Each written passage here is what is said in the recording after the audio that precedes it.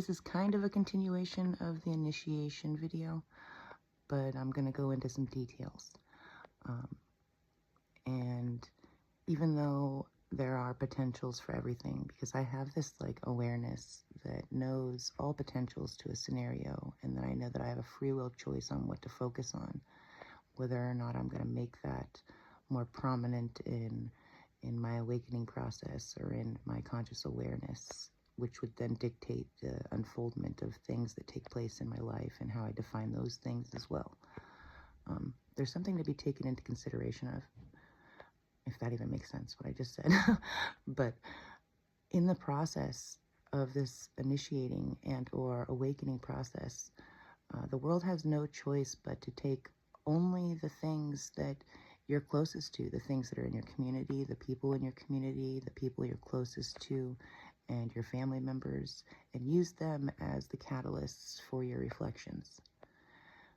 So even though there's a potential that there might be some group of people or some reason for some said initiation process, the fact of the matter is that they're still puppets. Even if they're directed by somebody else of a higher accord or status, then they too are being puppets, because they're actually giving you exactly what it is that you need to wake up to the next level. And don't get me wrong, it is created to bring you into a state of fear.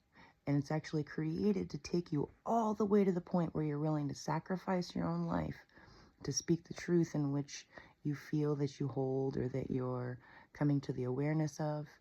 But no one is outside of playing the role for the character that you need in order to wake up. I mean, it's always happening in that exact way for a divine purpose, and there's no ifs, ands, or buts about it. Like, even those that think that they're doing something to you are not. They're just playing the perfect role that you need them to.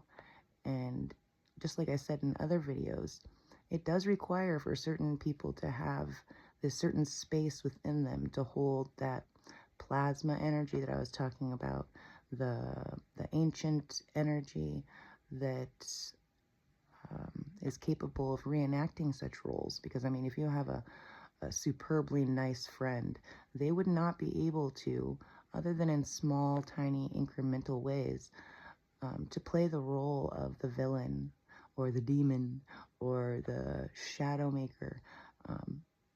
Everybody has to hold that space to be able to do that. And like, if you're me, you're multidimensional, and you can play whatever role you're being asked to play, whether you know you're playing the role or not, but it still makes you under the control of the person that is being initiated under any and all circumstances.